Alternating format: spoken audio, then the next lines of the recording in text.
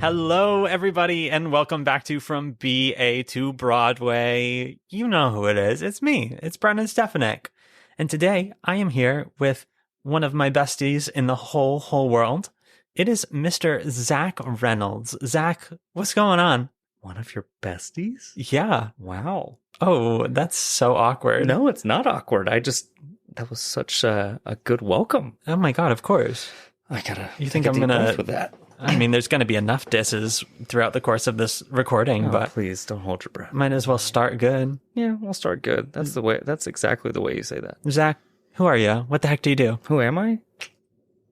Well, I grew up on a farm long ago. No, I'm an actor, and I live in Dallas, Fort Worth, Texas. Mm-hmm. I am an AEA member. I am a member of the AEA, of the Actors Equity Association. Whoa. I've been doing that for a while, and I'm also a bartender in a very bougie hotel. You're Dallas's number one premier bartender. Yeah. So of 2022. Nope. Was it? I can't. It wasn't Dallas. It was Fort Worth, and okay. It was not. It didn't turn out very well. What does that mean? Because okay, so I put it on my resume. Yeah, that I was the Fort Worth Weekly, or no, what? It was the year. Well, no, it was quote unquote best of Fort Worth. Oh, okay. Bartender, and so I put that logo on my resume, but it was the wrong logo, and so when I sent it into someone that knew what they were talking about, they were like, "You weren't best bartender of Fort Worth 2020, whatever."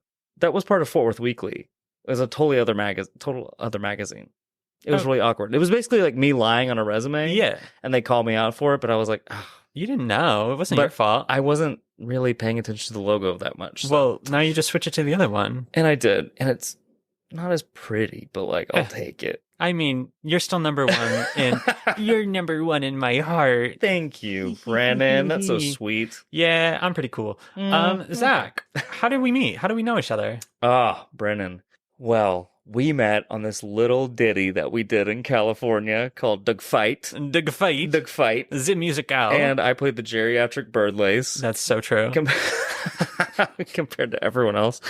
And we met at Sierra Repertory Theater in Sonora, and my oh my, do we know how to play the game Villainous? Oh my God, we probably played that game 60 times in the course of the 2 months that we were there. You know, I've always said to people, I'm not afraid of calling people out on over-exaggeration. Oh, yeah. But honestly, Brennan, I think we really did play that game upwards of 60 times. We were there over 2 months. Yeah, we were there for 2 months, and we probably played it 3 or 4 rounds a day. Also, this is a warning to anyone listening that if you play Villainous between me, myself, Brennan, Brandon Walters, Luke Clopton, you're not gonna do well. No. Oh no. Because we're pros. We know the ins and outs. Every single bit. I know how to do it. Maybe we should get sponsored by Disney. Here's Cheers a little ASMR segment of Zak sipping his drink. I hate that. And Zak, did you go to school for theater? I went to Circle in the Square Theater School in 2011, and I only went to 1 year out of the 2-year conservatory program that it was. Why? Well, because I did the first year, and talking about it, I saw the cabaret that the second years had after their obvious second year. And it's not that I wasn't impressed. I feel like that's the wrong word, but I feel like I just wasn't going to get what I wanted out of the program. And so I was while I can have the ability to go back home, I will. And I did go back home, and I proceeded to gain my EMC points and gain enough points to join the union, long story short. And I feel like that was just kind of the path that I went on. Yeah. That I wanted to go on, rather. And it really, I liked what I did. That rocks. Yeah. Dude, you make your own path. Dude. That's what it's about. Dude. Yeah. And I'm doing the aloha thing right now. Hell yeah. Yeah, with my hands. Aloha. Folks, we are here today to tell you about AEA, the Actors Equity Association. Sure. Everybody's got to know what it is because that is a huge part of our industry. And yeah, at the end of the day, it is indeed a labor union. for those who have never taken a U.S. history class. I wanted to sing the rest of Les Mis when you said at the end of the day. Oh. But that's because I'm an Actors Equity Association member. Yes. Because I'm an actor. That's part of the contract when you sign right. on. You have to like, if you hear something, you're like, at the end of the day, you're another day older. You know what I mean? Yeah. So, folks, if you've never taken a U.S. history class, a labor union is essentially a group of workers that is there to represent you as a worker and protect your rights, and also do a bunch of other stuff. But yeah, it was like, what, the Industrial Revolution? I'm pretty sure that's exactly what happened. Yeah. Eli Whitney, with the cotton gin, really started all of that. No. I don't know who that person is. No, the industrial. No. Eli Whitney? Yeah. He started the cotton gin. Oh, I didn't know that. Like, he started it. He created it. He started it. He had a startup. This week on Shark Tank, I'm bringing you the Mark cotton Cuban gin. and Eli Whitney. Woo-wee. Yeah, after the Industrial Revolution, there were so many more jobs and people started working in factories and stuff, and it was super unsafe with no regulations. So some people got together and said, this is terrible. Yeah. We should make it not terrible. That's a really good idea. And thus, unions were born. Yeah. Yeah, the unions are born to protect us. Yes. What are some things? What are perks of the union? Sure. Or what is the idea of unions supposed to give you? I suppose that is subjective in why you join the union for yourself. For sure. I feel like in a general sense, the union could give you protection over, I think all of us would agree, with financial reasons, payment, compensation, with health insurance, with pension, with 401k, with protection overall with where you are working. Mm-hmm. So the union's really great in that regard of like, okay, I'm going to do this XYZ show, and the union make sure your laundry is done, and you will be paid on a specific day, and you will have a certain amount of hours you will work, and a car to be like, there's so many different things within the union that protects you as a just kind of like a human being, really, for sure, which makes the union so multifaceted. Yeah, exactly, yeah. There's a lot to it. Yeah. You know, being alive is tough. So being alive is tough. Someone's got to have your back. And Brooke Shields has got it. She does. Newly elected. So yeah, folks, it's there to do all these things for you as a human being, as a worker. I feel like there's a bunch of just like little random nitpicky things depending on the contract, like little perks here and there.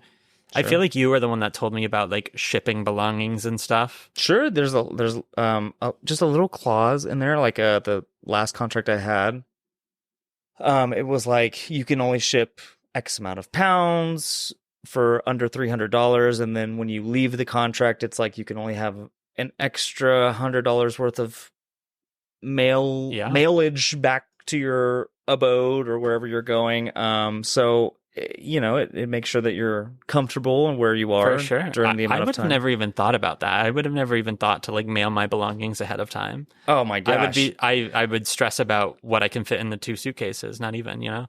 Yeah, I think the first time I went out of town for a contract, I was like, I don't know what I'm doing. Should I take a blanket? Should I take like my clothes? Do I box something up? Should I take my oranges? I don't know. Like, what should I take?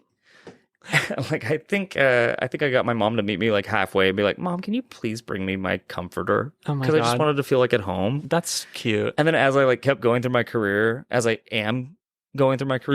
to realize that like, okay, I want my computer. I want to take my, blender if they don't have one, or like there's like specific things that I want to take. You know what I mean? Heard. And so it's nice for the union to be like, oh, okay. That's really nice, actually. Yeah. And everyone else?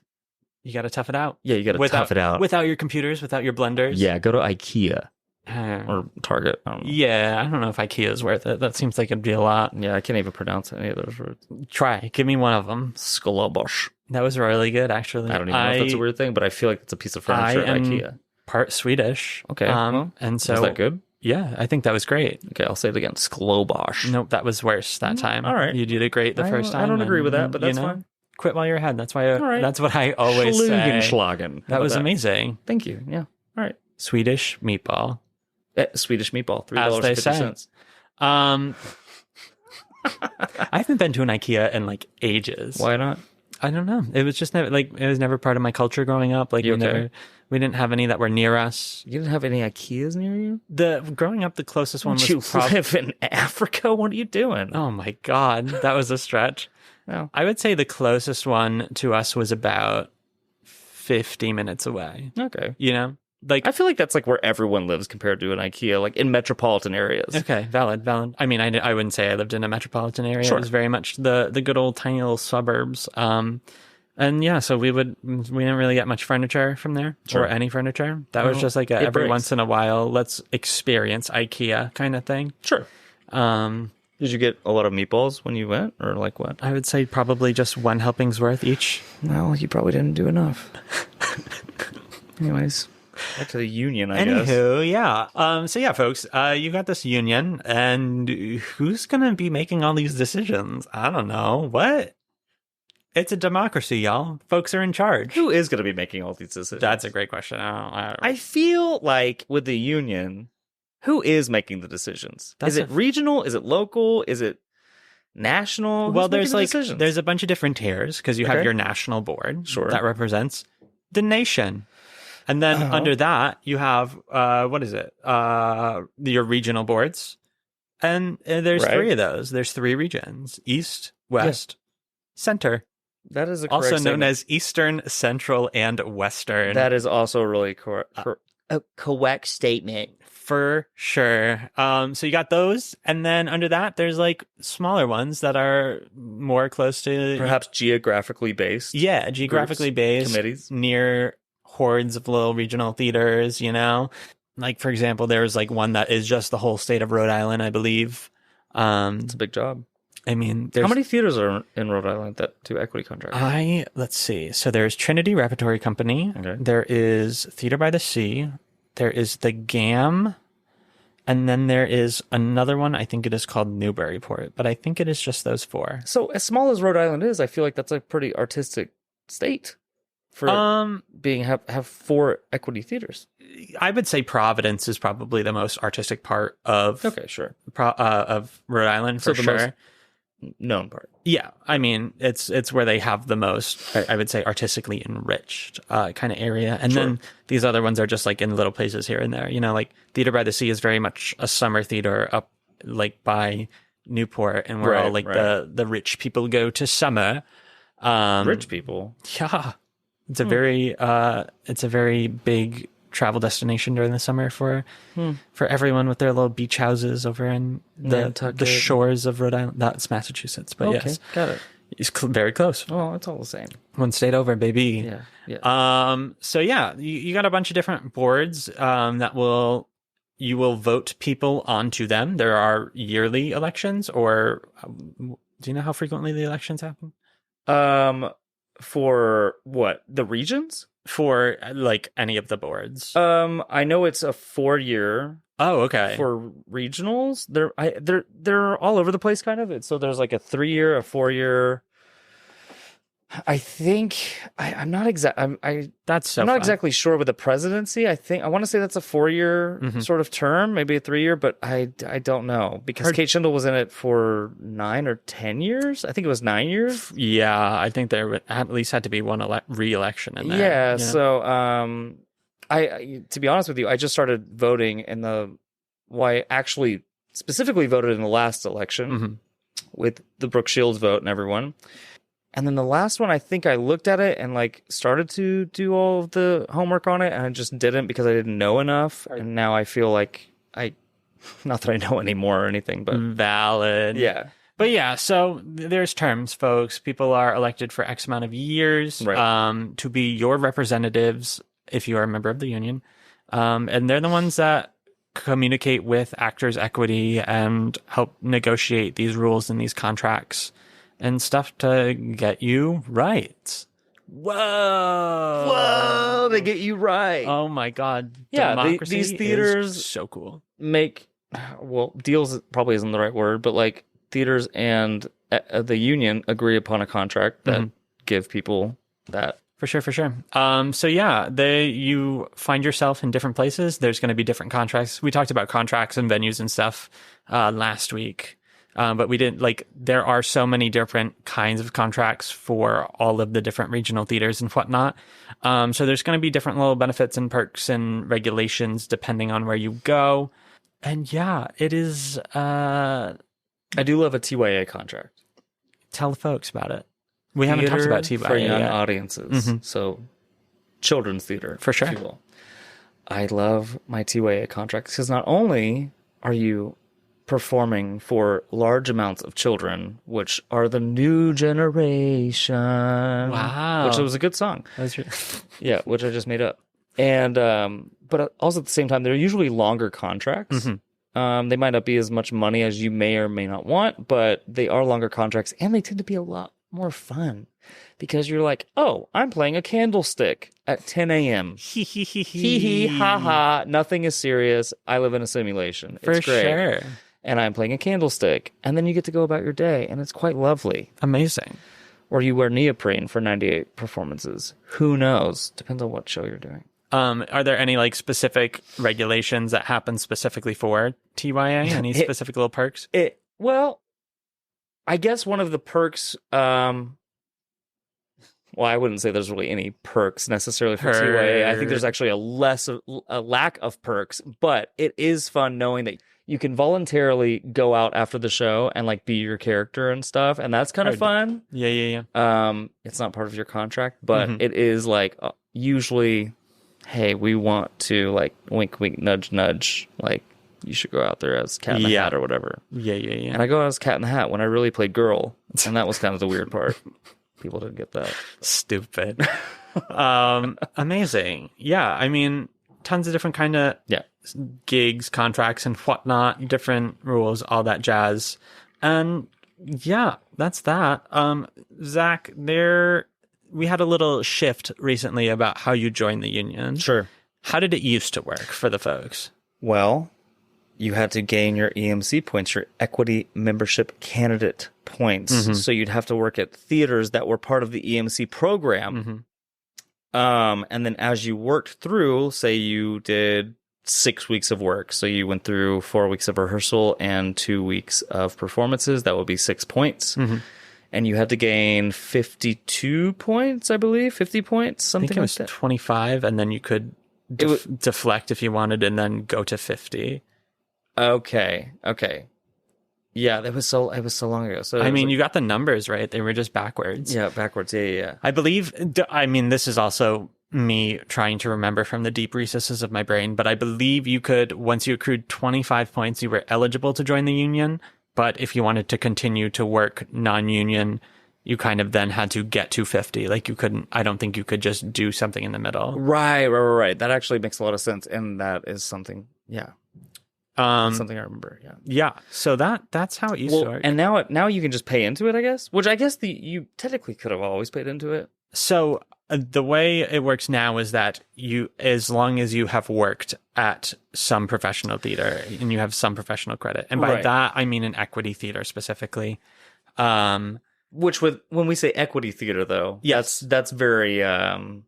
What does that mean? That means it is a theater that is partnered with Equity Association in terms of giving out an equity contract. As long as it is one of those theaters, typically regional theaters or whatnot, you are able to join the union after that.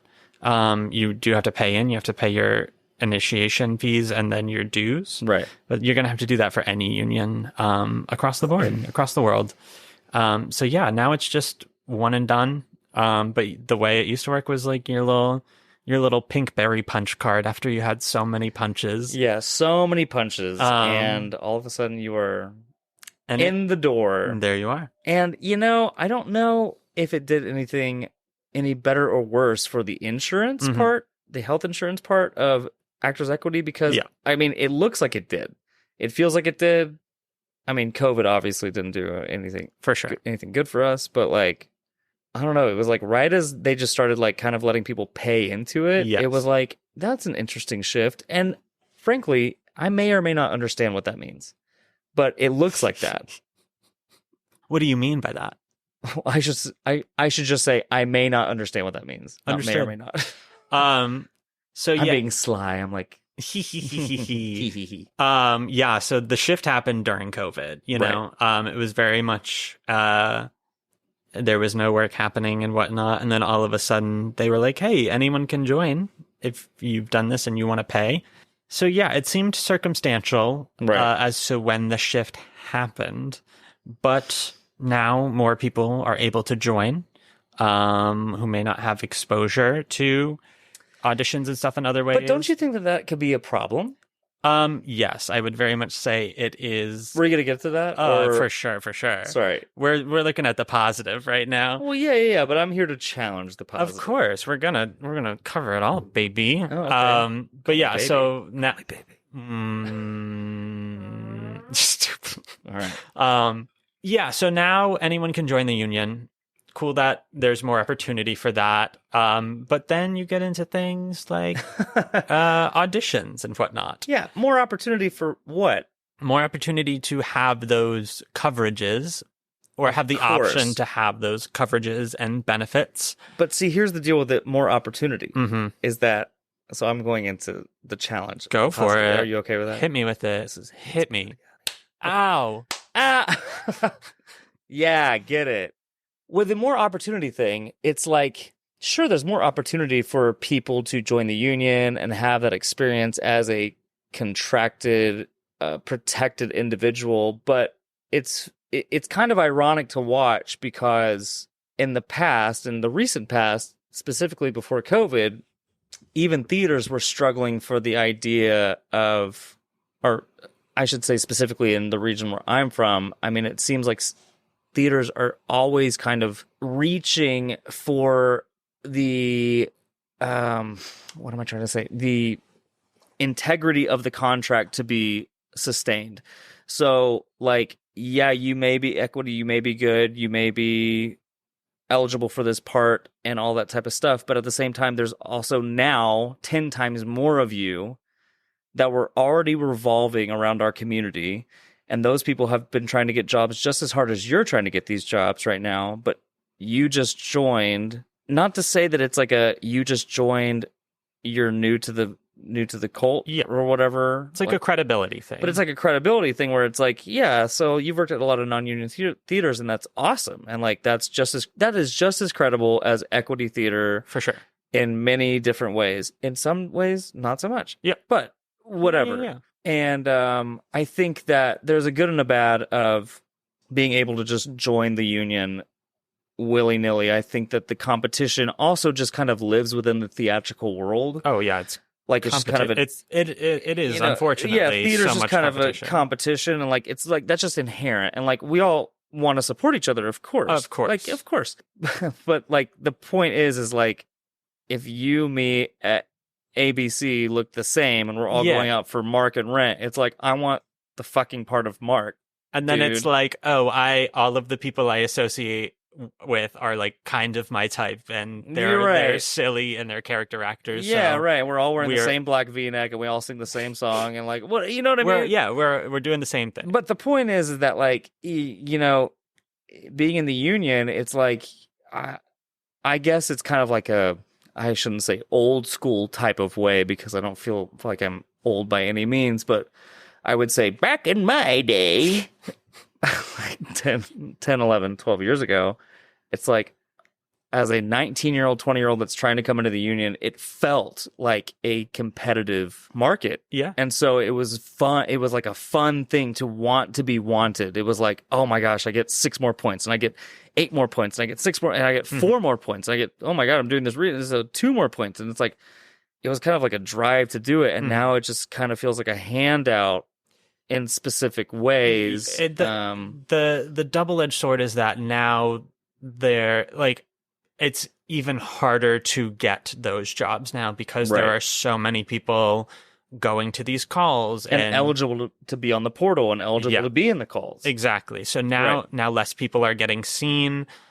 Casting agencies and theaters are dealing with so many more people where a lot of the time nowadays they are just going with people they know just because it's less overwhelming, and they know that they're going to get the result that they want, you know? And frankly, I think that that's just kind of how casting works sometimes. Is like, I'm like, well, you pick the season because people will want to work with you if you are good to work with, and that's an amazing thing. So like, once again, you just have to figure out how to get into that, and now it is much trickier to do that. Right. I obviously am not a member of the union yet, but I've seen so many videos and screenshots lately of people logging onto the equity portal to try and get an audition, and like they click immediately and they're number 2,000 in the queue. Sure. And folks, auditions, EPAs. 2,000? Is that a real number that you've seen in the queue? Yeah. That's crazy. Like, for sure.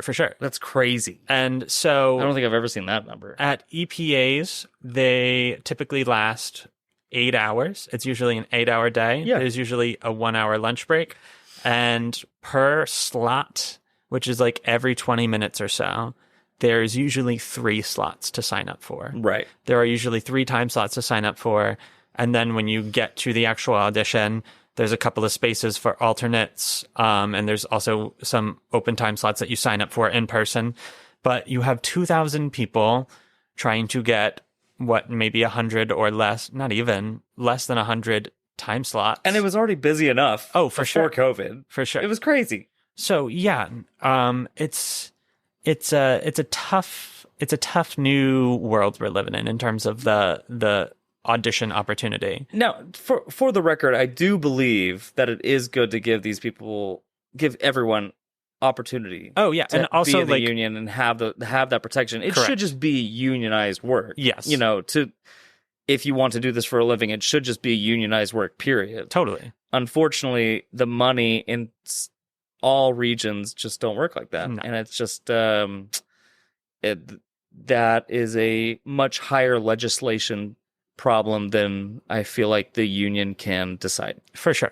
It's definitely, we're long ways away from seeing a change in that, just because with all of these protections, you have to spend more money in theaters. Right. It's tougher for theaters to do that, especially depending on the size and where they are. It's just not even that it's not feasible. It's just not possible. Well, okay. So it's like on the headshot resume argument. So it's like, okay, I'm going to pay $3.50, $4 for a headshot resume every single day, and maybe that I'm going to pay that 3 times. Mm-hmm. So I'm going to do that $12 a day. Say that's like the extreme that I have, and that's sometimes what you have to do. For sure. But also at the same time, on the other end of the casting, it's like they could buy into a program, like a literal technological program that's like, submit your headshot resume, we have it on file, and it's like a schedule system, and like we look at it. Yeah. It's like 9:15, Brennan Stefanik walks in. 9:30, Zak Reynolds walks in. Blah, blah, blah, blah, blah, blah, blah, blah, blah. Yeah. But like that also costs exuberant amounts of money. Totally. And no one has the means to do it. And that makes sense because there's no money in this fucking career for the most part. Also, there's no time for and these people. No time for like these people are to do this. running around like crazy. I mean, like it's crazy. Like this business is crazy. And I think that on that note, it's like this business is crazy. So like, I feel like people also need to embrace that fact. The business is crazy. You will have to run back and forth between Ripley and Actors Equity and Pearl, and you will miss one of those auditions. 100%. And you may or may not get the next one. But like you have to experience that. Yeah. And I find that it is so unfortunate if you never get to experience that, because it is an adrenaline rush that's crazy. But it's like those are the types of things that could be mitigated with certain programs. But like it just can't happen overnight. For sure. It just can't. And like right now, they don't have time for it. There's too many things. There's just too many things happening. So yeah, this is the world we're living in right now, folks. And with all of these kinds of catch-22s, it then begs the question: when should you join the union? When? Are you asking me that? I'm putting that up as the next thing we're going to discuss. I mean, yes, I am asking you that, but it also am just throwing that question out there for the masses. Got it. So yeah, folks, when should you join the union? That's a great question. I think when you look at it, it depends on how much you're working. I think you have to look at yourself in the mirror. I've told multiple colleagues of mine over the years of like when and why you should join the union. Yeah. And I think that like if someone were to join the union, and this is in the thought process of pre-COVID, Yep. thinking that you would have to like gain your points and stuff like that. So maybe I'm not as much up to date as I could be, but moral of the story is that if you were to join the union and wanted to do that, and you wanted to pay $1,200, how much ever it is to do it, how castable are you? Mm-hmm. What is your type? What do you look like? What do you sound like? What is your goal? What makes you unique? What makes you stand out? What makes you more hireable than the next person that walks into the room? Mm-hmm. Are you big? Are you small? Do you have nice legs, long legs? I mean, like that's just how it is. Yeah. And it's just kind of like look at yourself and be like, this is what I can cater to. Once again, you in the business of show business, you are both the product and the salesman. Right. It's your brand. Yes, 100%. So you have to be realistic with yourself. You have to know what you can do, and once again, these folks are going to be looking at resumes and looking for quote unquote credibility. Sure. And I think a lot of the idea behind the way it used to be is that most regional theaters will be hiring more non-union actors than union actors. Sure. Just logistically speaking, it's going to be more financially feasible for them. It's going to be less stress in terms of organizing travel and all that kinds of stuff. So they are going to be hiring people that live in the area and are not a part of the union. Because it's just better off for them, Quite frankly, there's usually the same caliber of talent. Yeah. Also, with that note, it's like from DFW has such an eclectic demographic, Mm-hmm.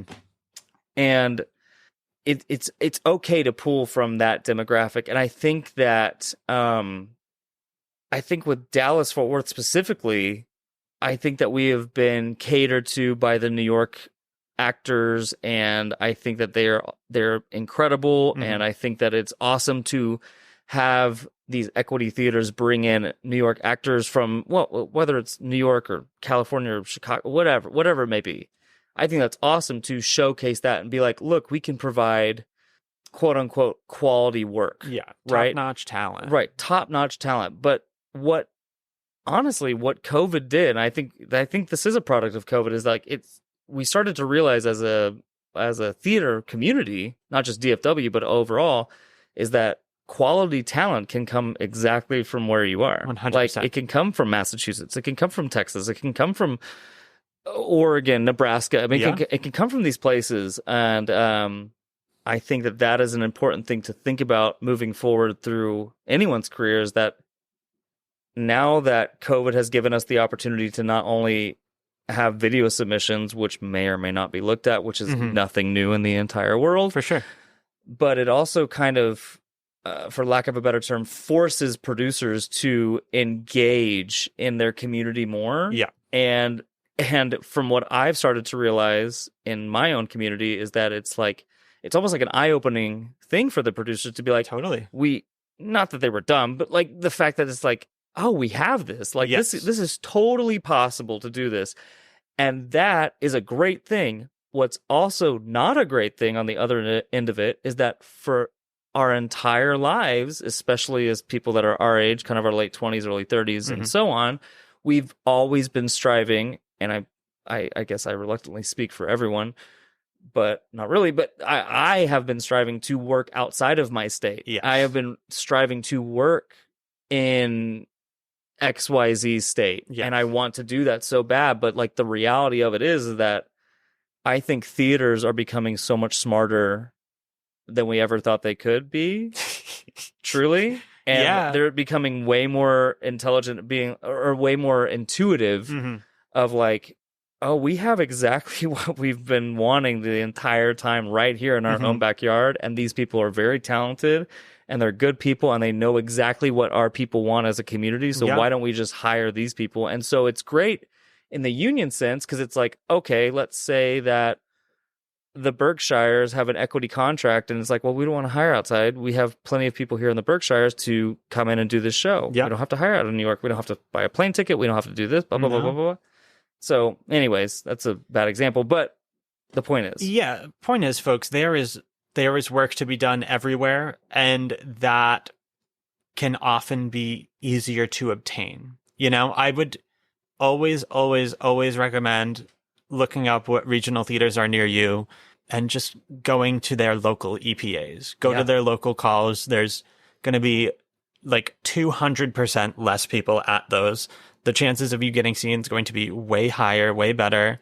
And then, quite frankly, if you're a local hire, it's going to be better for them.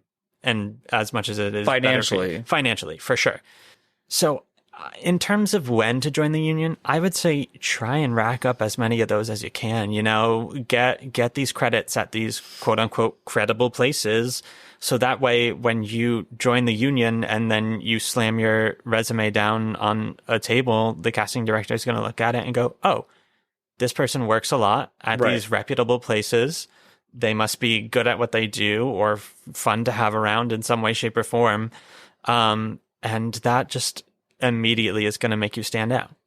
Yep. And I know, it can obviously be so discouraging because it's like, well, if I'm not getting seen for these things, how are they going to ever know that? And how am I ever going to work and do all this stuff? But that's, I hate to say this, that's showbiz, baby. You know, I've always liked this quote. I can't remember who said it, but auditioning is the job, then booking is the vacation. Yeah. So like work at your auditions. Mm-hmm. And then once you book it, I mean, yeah, you've already worked for it, so you know exactly what to do. Mm-hmm. Now you just got to work even harder, which you can do, obviously. Yeah.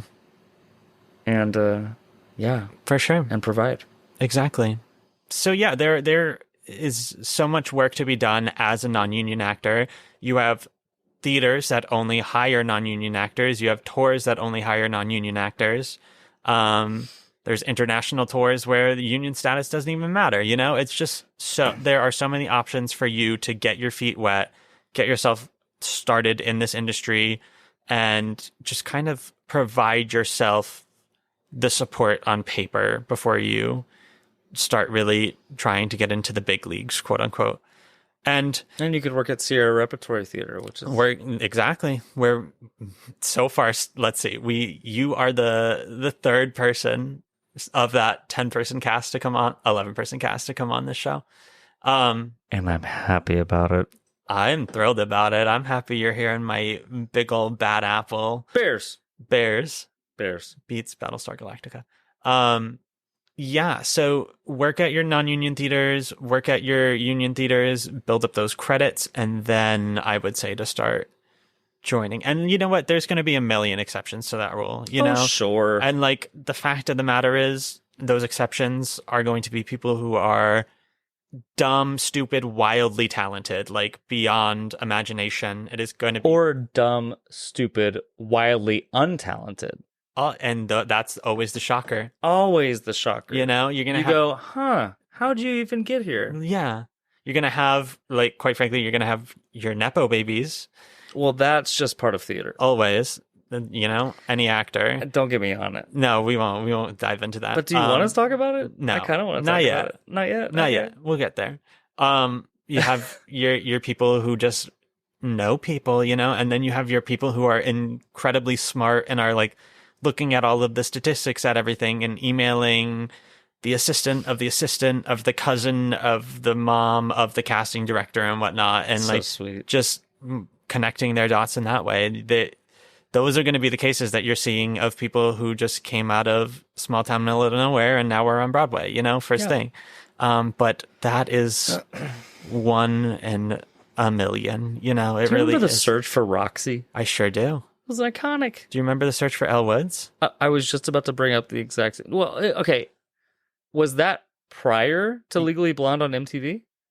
It was after. Okay. Because Legally Blonde on MTV was the OBC cast, and then after that, they then did The Search for Elle Woods to replace Laura Bell Bundy. I don't think I watched The Search for Elle Woods, but I do remember watching Legally Blonde on MTV, and it was the best thing that's ever happened. Like, second to Chicago, the musical. Everyone, shut up. Chicago, the musical, the movie is great. The Legally Blonde, the musical, the movie on MTV is also great. I don't think there has been a better movie to stage adaptation than Legally Blonde.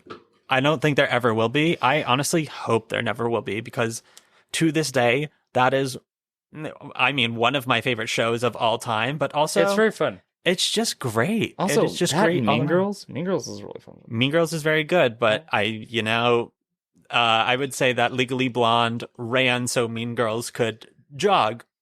Okay, first off, why are you mad? I'm not at all. I'm just giving the credit where credit is due, and Legally Blonde is the tops. Okay. And it always will be. Yeah, folks, if you have not watched... I agree with you. I just think that who hurt you? You know what I mean? We don't have to get into that.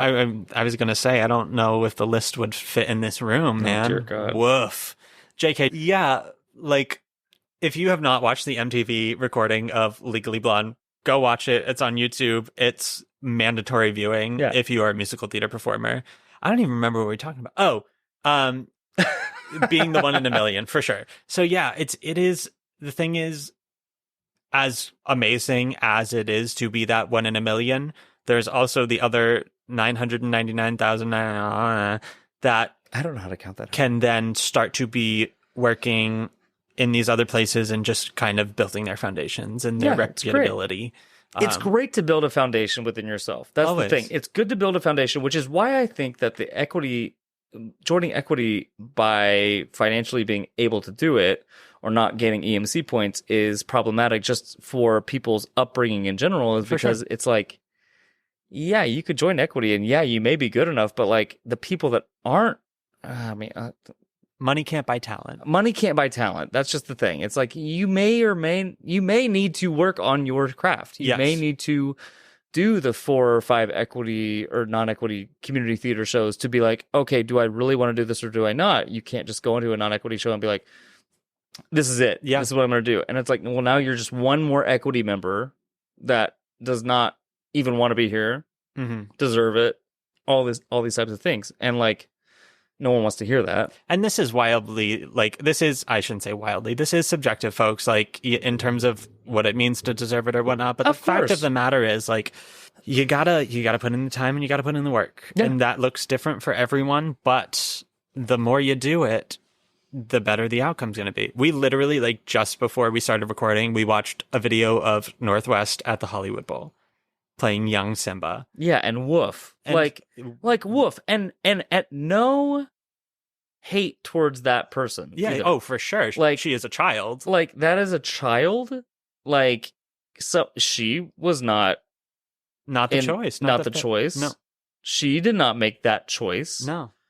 Someone else did. Who was it? I don't know, but probably the parents. And there was probably a little bit of cha-ching involved. And what Brennan means is money. He means moolah. He means dinero. He means greenbacks, which all is of that jazz. A little bit of, anyways. So, yeah, I mean, especially in a world where there are so many productions of The Lion King happening right now, there's so many professional children actors currently playing young Simba. Like, I don't think they've seen Lion King 1.5, to be honest with you. I've actually never seen Lion King 1.5. Brendan, I'm going to be honest with you. Can you turn the mics off? That is one of the best ways. You better not fuck this up. Okay. I'm really hoping that the editing software doesn't edit that out. Okay, you better not fuck this up for me, because Lion King 1.5 is the best one. Okay, turn the mics back on. Okay, cool. All right. Yeah, anyways, so... you gotta be able to have the chops to back up what you're doing. That's just kind of life. That's life, folks. You gotta work for it. You better work. Oh, you better work. So yeah, I mean, having the opportunity to have the opportunities is great, but just automatically taking that opportunity is potentially going to lead to more struggle for you in the long run. So what do you mean by automatically taking that opportunity? Specifically? The opportunity to have the opportunities. The minute you are eligible nowadays to join. Do you have an example? Like if you did a 2-week contract at a little regional theater in a town that no one's ever heard of, that has an equity contract. Sure. You know, they exist for sure. Sure. But if that is your only credit, or you have only done shows at that one place, like if it's just you doing a season of work there, like over the summer or whatever, right? Like that just on paper does not help you, I would say. It does not help you as much if you immediately take your equity card after that. I totally agree with that. I agree with that. I think that's the danger that that is the danger that I watch with people that are so unbelievably talented, specifically in Dallas-Fort Worth, I watch these shows that are at these theaters that, I guess, lack of a better term, not on the map. For sure. Like in the mainstream idea of it. And you watch these shows and it's just kind of like, wow, that person or this show or that direction or lighting or sound, it's like, oh my God, this was something I've never seen before, never thought I could see in the first place. Yeah. And I don't ever want to think of it as like, oh, well, I've been groomed to watch half-ass productions of whatever. Yeah. So I try to go into it with an open mind when I see new shows that I have no idea what's going on. And usually, more often than not, it's like, wow, these people are really good. 100%. Like, folks, don't get me wrong. When I'm saying that you don't have the credibility or whatever, I am not saying that you are not talented. He's saying that you're really not talented. You'll never make it in this industry. You'll never make it. No, folks, you guys are all, I shouldn't say that. You folks are probably all so wildly talented, and you're just doing yourself a disservice in that regard. Like, yeah, build up your reputation so you put that piece of paper in front of them, and then you have the talent to back it up, you know? Yeah. And that's kind of that. I think going back, and I know this is like a broken record type of thing. I mean, but like, preach. The part of like backing it up, it's like you literally have to know what you are marketing yourself as. Like, if you're skinny or average and bald and have no hair and you look like a creepy little boy. This is an audio podcast. They can't see you right now. Yeah, that's what I'm getting at. Zach just described our child. No, I'm describing my sweet little angel face. I'm just saying that, like, I look at myself and I go, okay, I'm bald. I'm white. I have, like, no hair. I have no hair, no contrast on my face. And I look at myself and I go, okay, I could probably play like a Nazi. Mm-hmm. I could probably play like a comedic relief. I could probably play a creepy little boy. You have a very unique type. I could also put on a wig and play something completely different. For sure. The point is that I feel comfortable and that I am in the right track of knowing what I am representing. Mm-hmm. I feel also that there are plenty of people out there that don't know what they're representing. 100%. Or, actually, I'm going to take that back. They don't know what they're representing because the education that they've been given forces them to think that they are presenting a specific way when they're really not. Totally. And I think that is also, and I didn't go to school for this at a 4-year university, but from what I understand from my friends that did, there is a massive problem in the idea of what people should look like and feel like in the theatrical community. Totally. Super, super toxic. Yeah, I hear it's very toxic. I don't know anything about it, but that's the idea that I get out of it. And I feel like if I could share any feedback with anyone, it's that it sounds so cheesy, which is why I'm laughing. But like, it's like, be you, like, just be you. Like, you are exactly what you should be. Mm-hmm. And God, it's so cheesy. I mean, that is literally the thread of every episode. But that's the idea of it. It's like that's what needs to happen. That's what people. That's what's hard to grasp, is that it feels so cheesy. It feels like whatever XYZ, but like, you know, not everyone looks like Billy Corrigan, mm-hmm. like I do, and not everyone looks like Anthony Kerrigan, and Weaponize it. Use it to your advantage. Weaponize it. You are your own ammunition. For sure. So fire it up. And what way is that going to be easiest? Go to those local EPAs, Go get to in these the EPAs. places, and email the people. Nobody's going to know what you have to offer until they see you do it, Right. And in an industry where it's so hard to get seen in the first place, take those opportunities that you can, sing in your little local cabaret, do all these things. You never know who's watching. You gotta go have like 4 or 5 beers at the local pub and just start singing and see what happens. I mean, that's always the best. You're going to end up on the internet one way or another. And that's what Brennan did. And actually, let me give you a YouTube link. Anyways, Yes. everyone, It's on my website. Brennan, you cut me off. Sorry. Stupid. Idiot. So I mean, okay. Bringing it back, way back. One of the perks of being in the union is that you do have access to the auditions. You have the EPAs where they are made specifically for union members. You have your ECCs, same deal. You also have your agent access auditions that happen once a month at the Equity Building. Folks, there are so many people that go to those. So few agents that go to those. And it is a requirement for them. I would say don't. I would say the chances of success in that are slim to none. It is a sold out sign up. It is. That's exactly. And it is so funny because you'll see a sign up for The Who or Beauty and the Beast tour or whatever's going on, and then you see this line queue online. You're like, you're 140 in line, and granted, that's the entire site, but like you are X amount in line. And then you realize that you don't even have a spot in the agent access audition when you could have just had a sign-up queue in something that you specifically wanted. For sure. And these people don't even care. No. Yeah, and it's sad to say, like, this is definitely a quote-unquote subjective based on opinion and experience, but take it from me, I would not... That feels like it would be a waste of time. I think in terms of trying to get an agent, the best method is not going to be that. I don't know if it's necessarily a waste of time. I just think that it's not something that you should fight for a spot in the audition room. It's kind of like going to school. I feel like it's not like it's great to go get your BFA or your BA or whatever it may or may not be. But I say may or may not all the time tonight. I don't know why I'm saying that. You're always doing that. I'm always saying that about you. Yeah, I'm always saying that.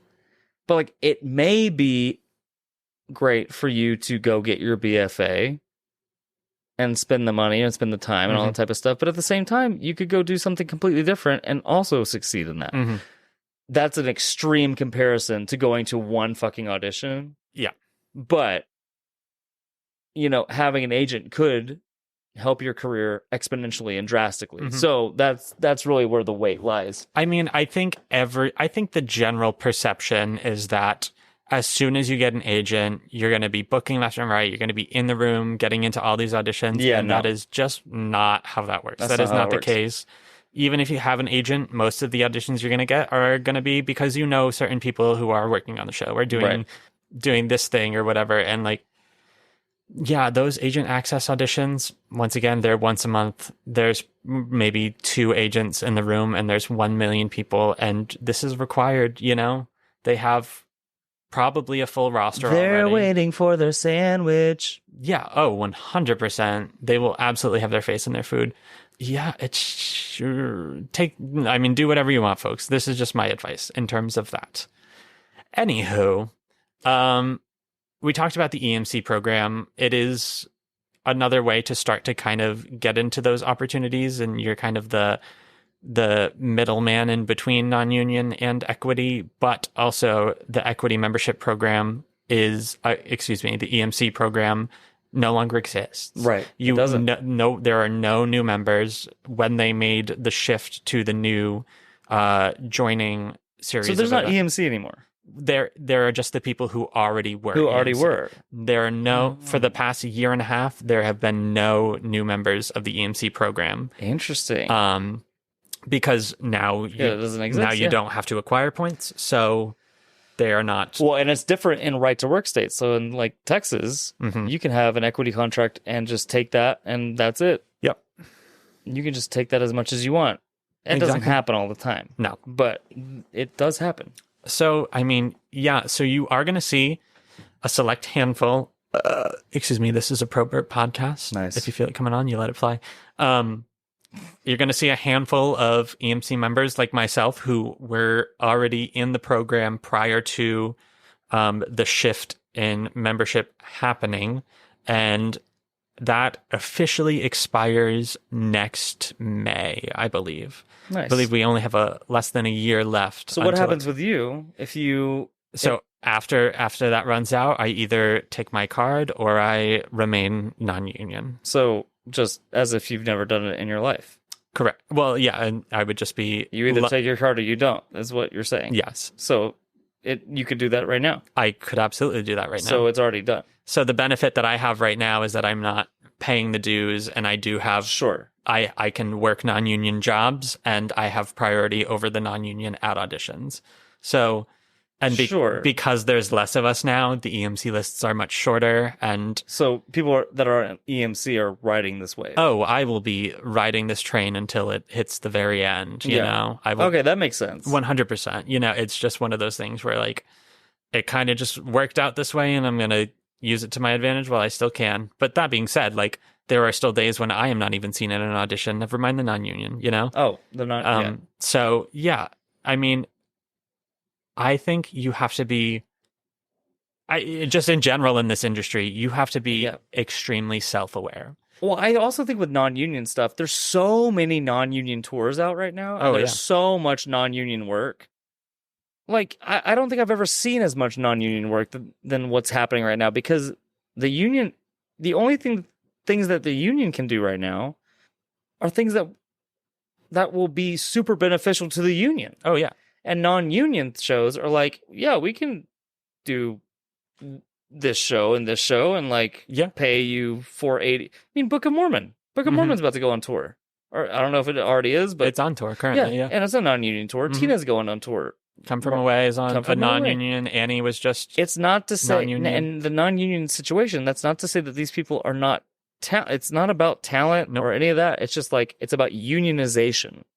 It's about protecting people. It's about making sure that, like, if they sprain their ankle, they are covered by said union. If they go into overtime, they're protected. If they stay at the wrong hotel, there's all these things where it's like, it's great that there's non-union work and people are working, but like, it's just so unfortunate that we can't figure out how to protect everyone. And like, it really goes down to the national government. Oh, 100%. I mean, like, it doesn't go down to really any donors. Like, donors are great for local theater, but like, the government needs to give more money towards these sort of careers, or they won't have DVDs in their house, or they won't have the Apple TV to watch. You know what I mean? It's like, also, actors are notoriously some of the poorest people ever. Right. You know, so we're also not going to be able to contribute to the economy to help it grow. So, we could talk about this for hours. Oh, but we could. Yeah. I mean, it's so complex. Yes. It's not black and white. It's so complex. And that's the thing that people need to really understand, is that these sort of things where it's like, well, actors are poor. Well, the union does this. The non-union does this. All this type of stuff. It's like, yes, what everyone is saying is yes, but we can't jump to conclusions about all that. We need to take a step back and read the bylaws and read the clauses and read why this is happening in the first place before making decisions on our stories or whatever. Yeah. Because that is unhelpful. No, it's not at all helpful. So yeah, unfortunately, there is also a very political aspect of all of this. Right. Which, I mean, that's going to happen with any job, any business, anything with some form of hierarchical structure like that. So yeah, once again, you gotta know what you're talking about. You gotta know what you're doing. You gotta have everything in your tool belt to back yourself up for when you get in those kinds of positions. There is a lot of politics within it. Oh, 100%. 100%. I mean, the fact that there are elections, that is inherently going to invite politics to this.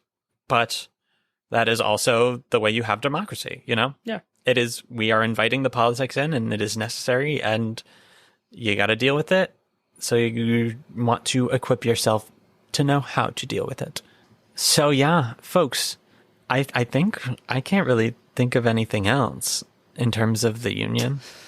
Yeah, the union's pretty boring. There's it's pretty so boring few stuff. things after So many few things. after this hour of conversation. Yeah, it's once again, like so many things, it is a double-edged sword. You got to decide when you want to pick up said sword. Yeah, that sword is heavy though. It is. The sword is very heavy. And for what? For what? Make it lighter. I don't know. Make it lighter, man. If we all have lighter swords, then it'll do the same thing proportionally. Okay, see, now you got a union thought. Oh, no, that was more of a blacksmithing okay. thought. Well, different side dream. All right. Well, I would do so bad in medieval society. Would you? I think I would be, if I myself were existing in medieval society. Not like if I... Do you feel like you would like have not multiple wives? No, absolutely not. Because they'd all be witches. I mean, that would be sick. Don't get me wrong, but I don't even have a wife now. Abracadabra. I'm just like sanitary wise, like I hate being uncomfortable. Yeah. I hate feeling gross. Yeah. You know, all of that stuff. Like also just trade wise, like every job you needed to be super strong. You know, any job back then. Do you not feel like you're a strong boy? No. I mean, I have very small arms and I am cognizant of that. See, people, this is what Brennan's talking about. Know yourself before you join the union. 100%. He's going to be cast as Gumby. Okay? Listen, when that Gumby national tour happens, and it will be non-union. 100%. I better get a freaking telephone call. Paint yourself green and paint your nose orange. God damn it. Really got it going on. Yeah, I mean, listen, I got these skinny arms, I got these skinny legs, and I got this quirky personality. We get it. So I'm gonna use them to my advantage. You're really, like, providing the perfect moments to cut things out. Oh, really? Oh, yeah. Don't cut these things out. These are great. Never. People are going to be so confused at that statement because I cut out what was cuttable. You'll cut it out and then you'll make me sound like an asshole. I should have recorded this entire thing so you know when you cut things out. I'll give you the raw recording. Okay. I'll give that to you for sure. You gotta keep everything in. It's a podcast. Listen, there's a runtime, baby. You'll get canceled. That's so true. Regardless. Folks, I am just waiting for the day that I am canceled in this. I already have haters out there. That being said, if you want to go and leave a 5-star review and a good rating, that would be wicked appreciated. This I would is good love content. This is great. I mean, I'm having fun. Wait, what's your cutoff? We don't actually have a cutoff. Oh, you're just trying to scare me? There's just a typical range, you know? Okay. So how long would you want to listen to something like this, you know? I don't know. Oh, that's fair. But yeah, the union, the onion. The onion. Yeah. That is that. I see on your record bonus content part that you have audition horror stories. What is your audition horror story? Check out the bonus content. We record that after we record this. Oh shit! Yeah, there's actually a bunch of really funny stuff on there. I'm not gonna lie. Luke told the tattoo story. Oh, I can't remember that story, but the tattoo story, the temporary tattoos. I don't remember that at all. Oh, yeah, that is hilarious. That is really funny. So Luke told the temporary tattoo story, and we've had a bunch of other just really, really gems. I gotta say, I have brought on some interesting people in terms of bonus content. And you know how you're gonna find that? On Patreon? You're going to find it on the Patreon. The Patreon? Folks, we are indeed on Patreon. That is patreon.com/BA to Broadway. General reminder, we will never be gatekeeping any vital information on there. That is just strictly for bonus content, sneak previews of things to come, funny stories, all that jazz. And yeah, go check it out. The more support I get on there, the better the podcast is going to be, y'all. That's just folks, because I'm a busy boy with a lot of survival jobs. And Busy boy with a He's a- survival job. he's a busy boy. boy, and he's gotta survive. And that's why I'm non-union. No! Zach, thank you so much for being here. I know you really love me being here. I really do. I love seeing your stupid face in I love person. seeing your stupid face, too. Stop. Oh my God, I'm blushing. Like, Brennan, thank you so much for having me. literally anytime, get over here, take a little plane over to the New York City, and you're going to be sitting right in that chair, speaking in that microphone. Hell yeah, brother. Hell From yeah. Dallas to New York City, goddammit. Zach, where can folks find you if you want to be found? Well, you can go to my website at zakisbald.com, zakisbald.com. Do you have a website? I do have a website, that is it. Do you mean that? I'm dead serious. Okay. Zakisbald.com, zakisbald.com. You can find all my content on there. And I'm also in Dallas, Fort Worth, Texas. So you can hit me up when you feel like you want to hit me up. Folks, I'm just making sure. It's true. Zach, this is false. He's giving you false information. No, I'm not. The No, I'm website doesn't exist. I'm so disappointed. That being said, No. we're going to make it. We're absolutely going to make you your website. No, I bought the domain. Oh, you bought the domain. I bought the domain. Okay. The domain is there. And you just haven't built the website yet? I have to pay $25 more. We're going to do it. I love it. I love making websites. So where can you find me? Yeah, where can folks find you? Say it one more time. Where can folks find you? On zakisbald.com. zakisbald.com. Are you on social media? I am, unfortunately. Excellent. At Zachy Ray Ray. That's my IG. You'll be tagged in everything, folks, for the proper spelling. Don't you worry. We'll see about that. And Brennan, why don't you check my website to make sure it's legit? I believe you. I trust you. Yeah, I bet you do. Yeah. Folks, as always, you can find us on social media at BA2Broadway. We're on TikTok. We're on Instagram. We are on Facebook. We are technically on X, but I have not kept up with that. My apologies. And yeah. How could you? Until next week. Bye. Goodbye. That's from Sound of Music, by the way. Also spelling bee. Oh, goodbye. Goodbye. Goodbye. Oh. From BA to Broadway is created, produced, and edited by Brennan Stefanik, music by Dylan Kaufman, and cover art by Jordan Vongsithi.